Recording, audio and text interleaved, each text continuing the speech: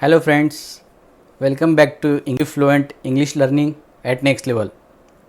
मी doctor Javed Khan आपणा सर्वांचे English fluent या यूट्यूब चॅनलमध्ये पुन्हा एकदा स्वागत करतो.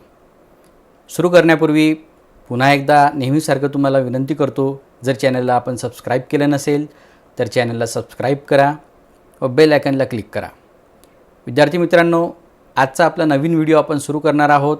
अतिशय महत्त्वाचा असा हा व्हिडिओ आपल्या 10th स्टँडर्ड SSC इंग्लिश कोर्सबुकमधील हा टॉपिक आज आपण घेणार आहोत. आजच्या आपल्या कवितेचं नाव आहे 3.3 stopping by woods on a snowy evening. अतिशय महान अशा प्रसिद्ध लेखकाने लिहिलेली ही कविता, रॉबर्ट फ्रॉस्ट यांनी लिहिलेली ही कविता अतिशय महत्त्वाची आहे आपल्या अभ्यासाच्या दृष्टीने सुद्धा आणि याच्या मीनिंगच्या पॉईंट ऑफ व्ह्यूने सुद्धा खूप महत्त्वाची अशी ही कविता आज आपण शिकायला जाणार आहोत. Stopping by woods on a snowy evening is written by Robert Lee Frost. He is one of the famous writers of his age. Actually, he is an American writer. We are going to learn more things about him also.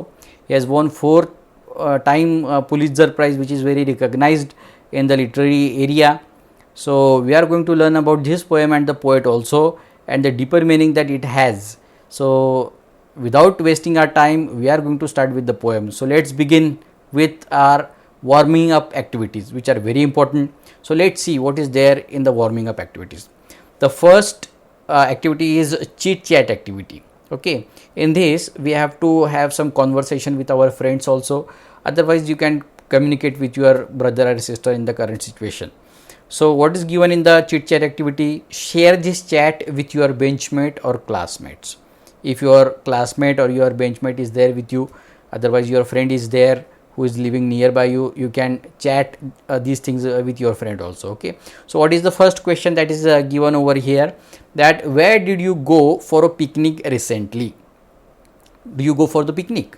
If you go for a picnic, so you can say yes, I go for a picnic and I went to Mahabaleshwar for picnic. Whatever the famous spots that we visit or wherever you have gone for the picnic, you can write about that. Okay, so recently where did you go for a picnic? So you can write the simple in the simple way that I went for a picnic to Mahabaleshwar. The next question is there, that who all accompanied you in this process or in the picnic, who all accompanied you, with whom you went to picnic. So you can say that I went with my family members or my family members accompanied me for a picnic. So this is how you have to give the answer. The third question is, why did you select that picnic spot? Why did you select निवडणे. Why did you select that picnic spot? Because it is famous for whatever the things it is famous for, you can write about that. It is if we are talking about Mahabaleshwar, you can say that Mahabaleshwar is a very nice beautiful place to visit for. It is a hill, one of the hill stations situated in Maharashtra. We went there for to see the scenery and enjoy every points that we have seen over there. There is sunset point, sunrise point. Okay, there are so many points that you can see there. So that's why you can write about that things. Okay, the next question is, what games or food or sights did you enjoy there? What foods or games did you enjoy? So in the course of we can say in the course of journey, प्रवासामध्ये you might have enjoyed antakshari. तुम्ही antakshari enjoy केली असेल तर त्याबद्दल तुम्ही इथे सांगायचं आहे. If you enjoyed veg foods or non-veg foods, that you have to write about that. And what are the sites that you have seen over there? So you can say that we have seen sunset point, we have seen sunrise points. Okay, so there are so many points that you can visit there. We have seen the lake points. Okay, so we enjoyed boating also at Mahabaleshwar. So this is how you have to write the answer. Let's move towards the next question. What is the next question? What did you feel when it was time to return home?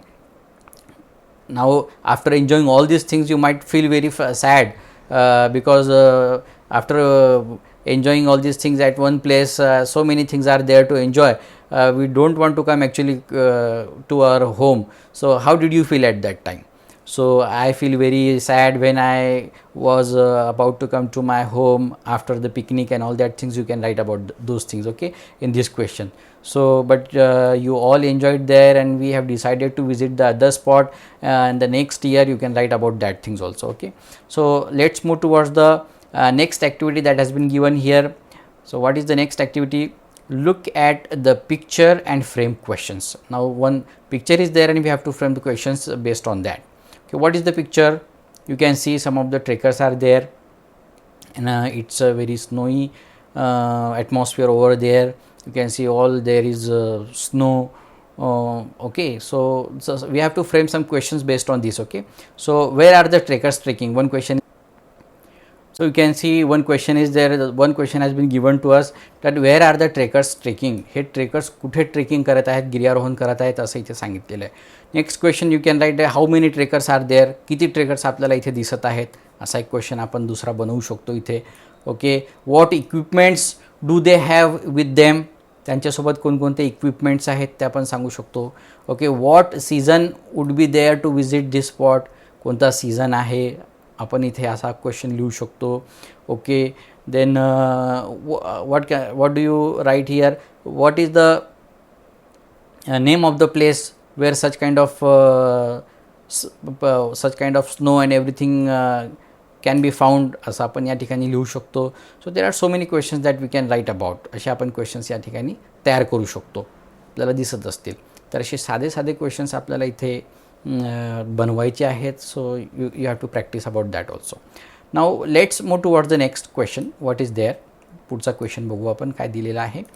Form group of 4 to 6 students and every student should close his or her eyes.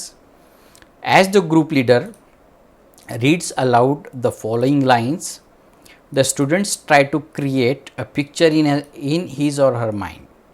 Later, each one gives a heading for each description. तर आपल्याला काय करायचं आहे, एक जण ही जी काही सांगितलेलं आहे, खालचा जो टॉपिक सांगितलेला आहे तो वाचणार आहे आणि you have to give the heading to that, okay. But while listening all this things you have to close your eyes. You have to imagine everything in front of you.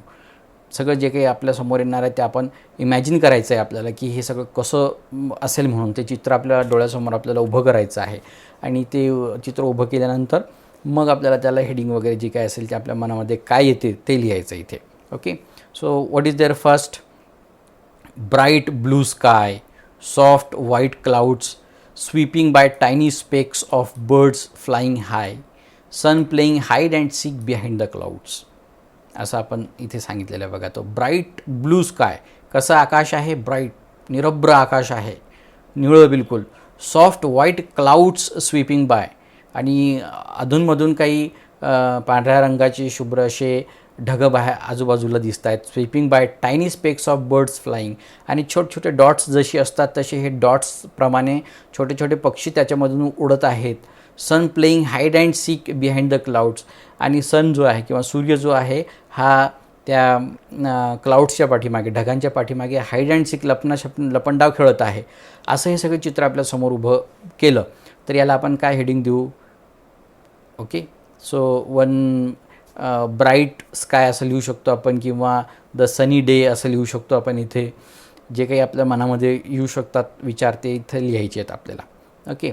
दुसरी एक situation सांगितलेली आहे ती आपण बघूया, त्याबद्दल काय imagination आपल्या मनामध्ये येते ते बघू आपण. Miles of smooth barren land sparkling and stretch till the horizon in wave, like forms thorny cacti propping here and there. An occasional cluster of palms provide a shady spot. A caravan of camels moving in a line in the distance. अशी ही सगळी पूर्ण line सांगितलेली आहे. काय काय सांगितलेलं आहे? Miles of smooth barren land. Barren म्हणजे ओसाड पडलेलं सगळं जमीन आहे. Sparkling sand stretch till the horizon. Horizon म्हणजे क्षितिज.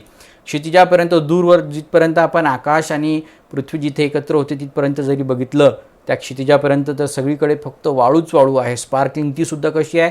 चमकणारी वाळू पसरलेली आहे. अँड इन वेव, अशी बिलकुल इन वेव म्हणजे लाटांसारखी. Like forms thorny cacti propping here and there.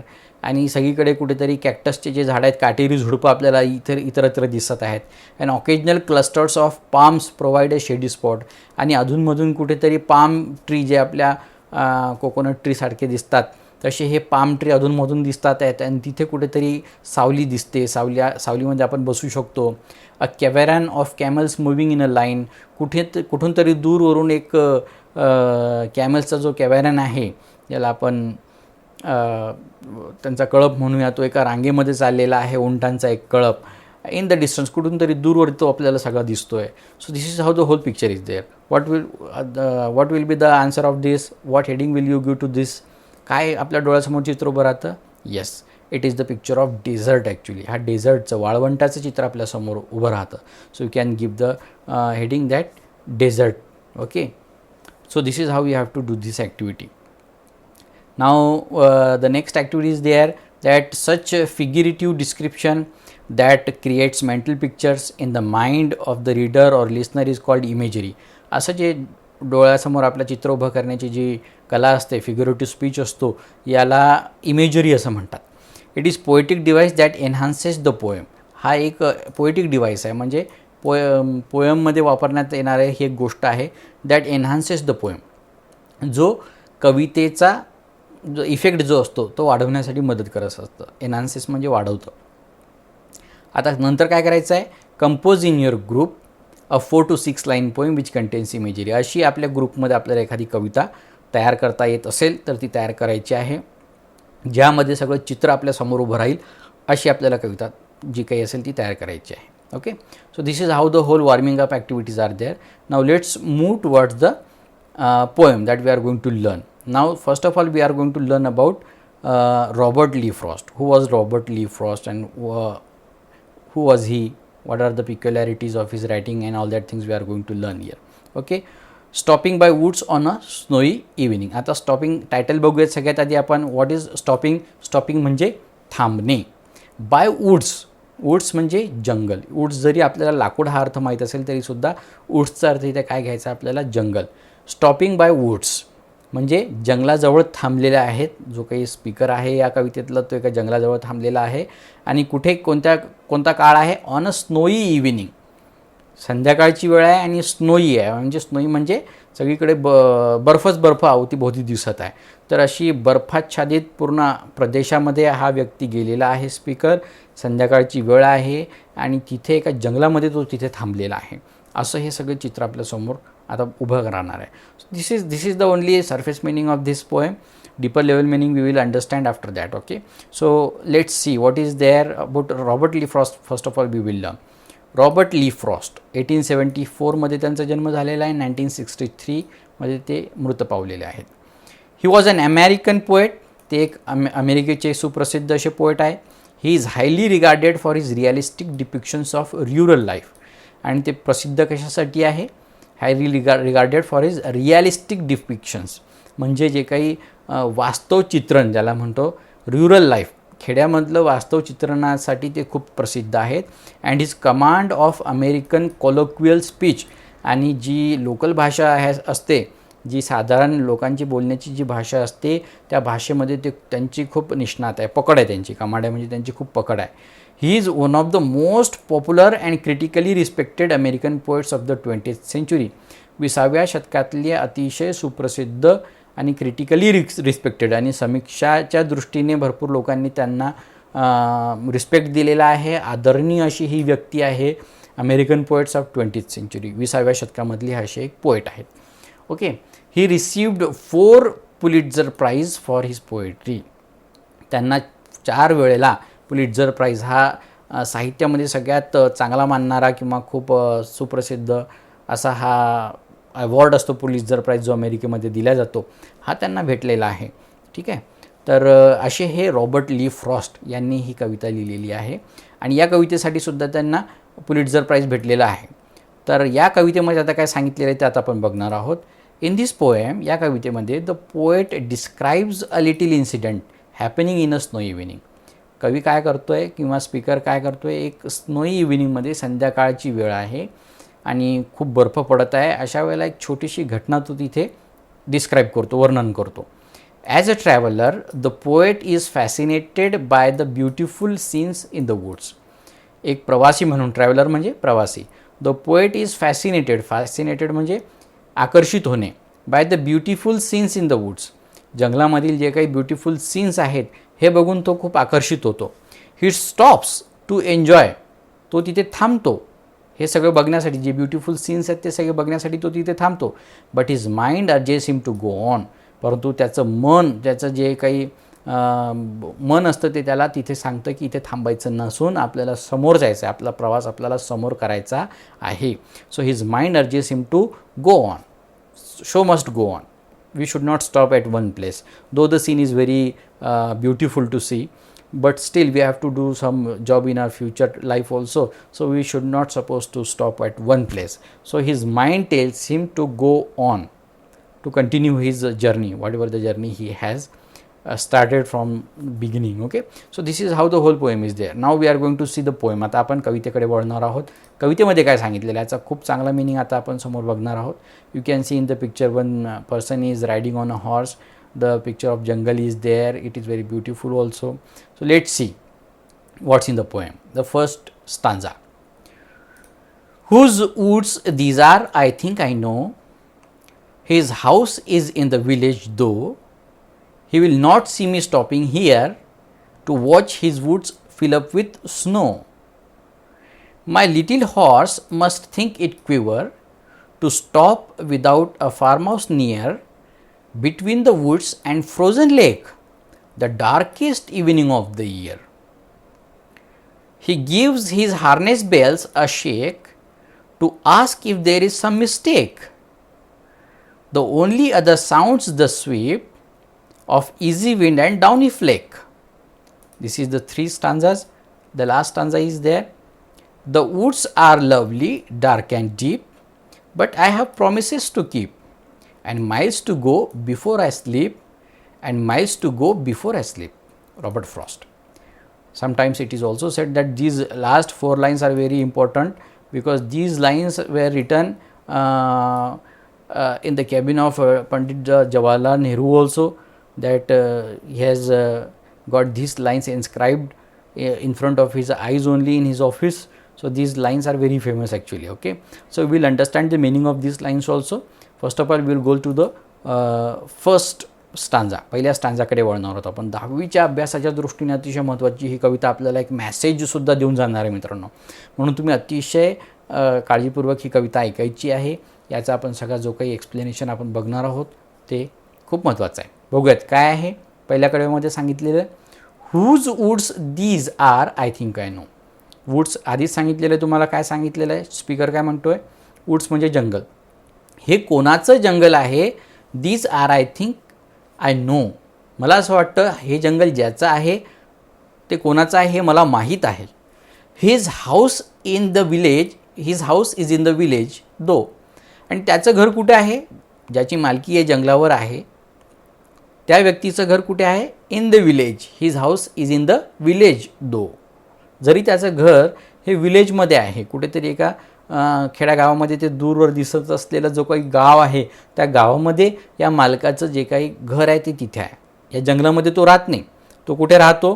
तो राहतो त्या ठिकाणी गावामध्ये. Okay. He will not see me stopping here. आणि तो मला काही इथे बघणार नाही आहे, मी इथे थांबलेलो आहे हे बघण्यासाठी. त्यालाही माहीत नाही आहे की मी इथं थांबलो त्याच्या जंगलामध्ये, त्याच्या मालकीच्या जंगलामध्ये मी इथं आलेलो आहे हे त्याला माहीत पडणार नाही. He will not see me stopping here to watch his woods fill up with snow. आणि तो ही सुद्धा बघू शकणार नाही to watch his woods fill up with snow. हे जे काही जंगलामध्ये सगळीकडे पूर्ण स्नो म्हणजे बर्फ पडत आहे आणि मी या बर्फ पडलेल्या ठिकाणी थांबलेलो आहे त्याच्या जंगलामध्ये आणि हे सगळं दृश्य, सुंदर दृश्य मी बघत आहे. हे बघण्यासाठी तो व्यक्ती माझ्यासमोर नाही. तो कुठेतरी त्याचं घर कुठेतरी एका गावामध्ये, दूरवर दिसत असलेल्या गावामध्ये त्याचं घर आहे. तर तो मला काही इथे बघू शकणार नाही. ओके. समोरचा अर्थ बघूया आपण काय आहे पुढच्या कडव्याचा. काय म्हणतो कवी तर, my little horse must think it quiver to stop without a farmhouse near. My little horse. आता हा जो व्यक्ती आहे, जो स्पीकर आहे कवितेतला, तो एका घोड्यावर बसून आपला प्रवास करत आहे. कुठेतरी तो निघालेला आहे. But his little horse must think it quiver. Quiver म्हणजे strange. The little horse of the speaker feels very quiver. Actually it feels very strange to stop at such place, to stop without a farmhouse near. Why it is strange to stop at such place? Because there is no farmhouse near. Usually what happens when a person stops at one place, it may be the place where people can get the food, people can get some comfort, okay, and that at that time only we can stop in the course of journey actually, okay. So this may be the habit of the traveler actually, but this happens at the first time that the traveler is stopping at such place where there is no one. It is actually very barren land, nobody can be seen over there, and the horse and the rider or the traveler is only alone at that place, and there is all over there is snow only. So that horse of the speaker, it feels very strange to watch all these things, okay. So what happens after that? Between the woods and frozen lake, the darkest evening of the year. आणि कुठे थांबलेला आहे हा जो speaker आहे तो? कुठे थांबला आहे? का जंगलामध्ये. बिटवीन द वूड्स, जंगल सगळं आहे अधूनमधून, अँड फ्रोझन लेक, आणि मोठं तळं समोर आहे जे ते सुद्धा पूर्ण गारठलेलं आहे, सगळी पूर्ण जे काही आहे गोठलेलं आहे. The darkest evening of the year. आणि ही रात्र कशी आहे? ही इव्हिनिंग कोणती आहे? Darkest evening of the year. पूर्ण वर्षभरातली सगळ्यात डार्क अशी जी इव्हिनिंग असते, रात्र असते, त्या ठिकाणी ते इथे थांबलेले आहेत. हा दिवस कोणता असू शकतो? 21 ऑफ डिसेंबर और 22 ऑफ डिसेंबर. 21-22 डिसेंबर हा जो ही जी तिथी असते, ही जी डेट असते, ही सगळ्यात जास्त अंधारमय मानली जाते, ठीक आहे. तर कवी काय म्हणतोय की बा माझा जो घोडा आहे, छोटा घोडा, याला थोडंसं स्ट्रेंज वाटत असेल कारण कुठेच मध्ये फार्म हाऊस नाही आहे जवळपास, आणि मी इथे थांबलेलो आहे between the woods and frozen lake. समोर एक जी काही तळं आहे ते पूर्ण तळं गोठलेलं आहे, आणि सगळीकडे जंगल दिसत आहे, आणि सगळ्यात डार्केस्ट इव्हिनिंग आहे, म्हणजे पूर्ण अंधार होत चाललेला आहे आता संध्याकाळच्या वेळेला. अशा ठिकाणी मी थांबलेलो आहे. त्याच्यामुळे जरा हॉर्सला, माझ्या घोड्याला सुद्धा विचित्र वाटत असेल, माझ्या या कृतीवर थोडंसं विचित्र वाटत असेल. He gives his harness bells a शेक.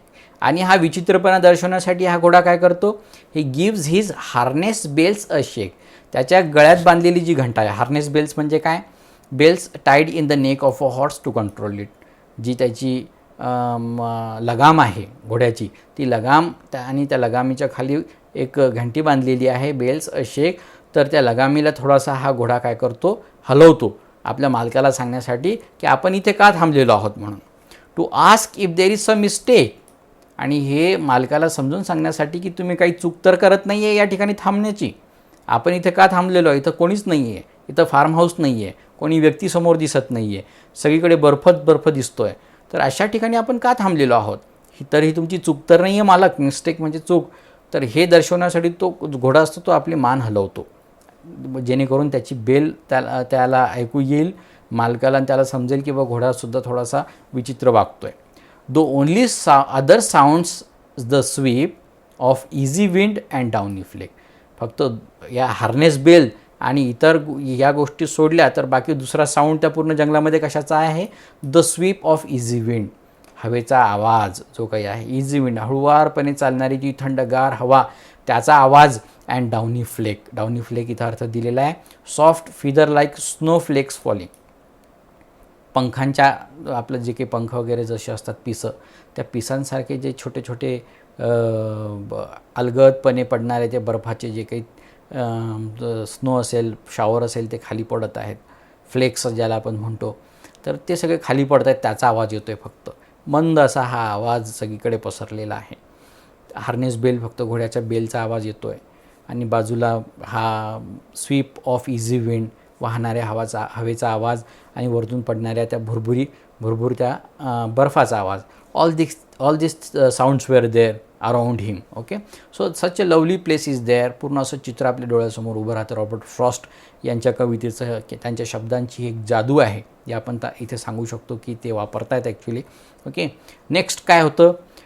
शेवटच्या ओळीमध्ये काय सांगितलेलं आहे? All this things are very actually beautiful to see, but the fourth paragraph is very important. The woods are lovely dark and deep. हे जे जंगल आहे हे कसं आहे? लवली, खूप सुंदर आहे. Dark and deep. कसं आहे डार्क म्हणजे काळा कुट्ट असं सगळीकडे अंधार पसरलेला आहे आणि डार्क म्हणजे खूप घनदाट असं हे जंगल आहे. अँड डीप कुठेतरी दूरपर्यंत आपण जाऊ शकतो असं हे जंगल आहे. But I have promises to keep. परंतु मी काही वचनं दिलेली आहेत. प्रॉमिसेस म्हणजे वचन. मी स्वतःशी काही वचनं दिलेली आहेत किंवा माझ्या वचनांना बद्ध आहे. And miles to go before I sleep. And miles to go before I sleep. And मला झोपण्याआधी किंवा माझ्या स्लीप इथं आता अर्थ वेगळा घ्यायचा आहे. एंड ऑफ जर्नी आपण ज्याला म्हणतो त्याचा असा अर्थ आहे. हे करण्याआधी किंवा झोपण्याआधी मला अँड माइल्स टू गो, मला खूप दूरपर्यंत जायचं आहे. एकाच ठिकाणी थांबायचं नाही. ही ओळ खूप महत्त्वाची आहे. And miles to go before I sleep. And miles to go before I sleep. दोनदा सांगितलेली ही ओळ आहे. रिपिटेशन आहे बघा.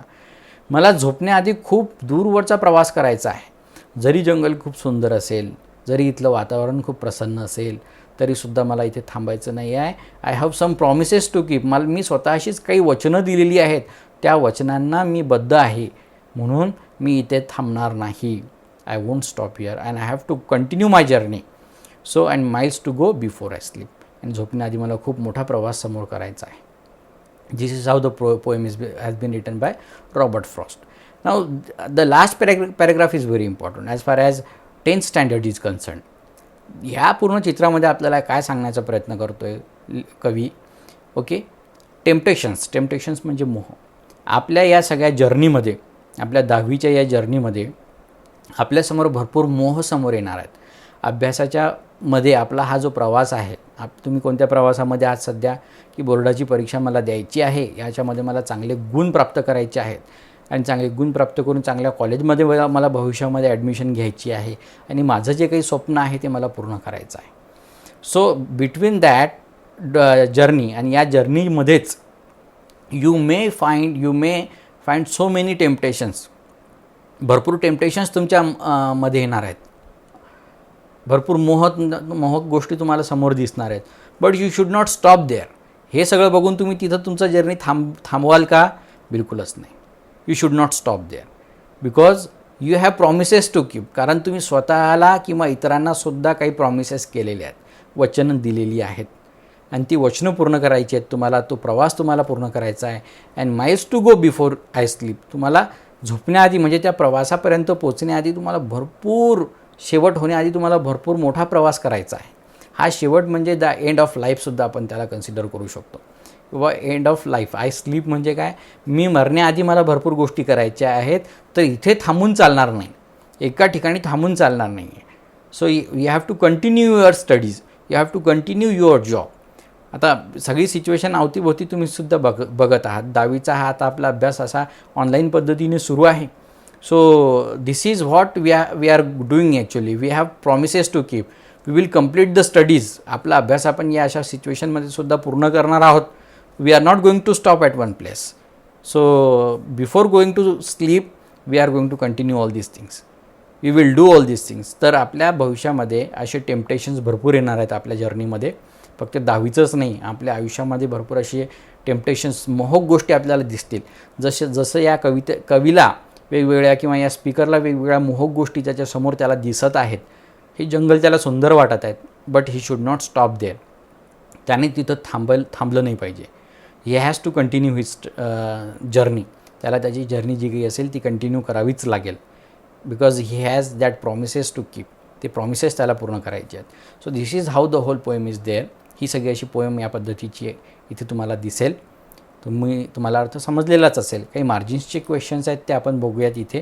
तुम्हाला त्यांचा अर्थ वगैरे लगेच समजून येईल. आता वेअर हॅज द, पहिला प्रश्न दिलेला आहे बघा. Where has the poet stopped.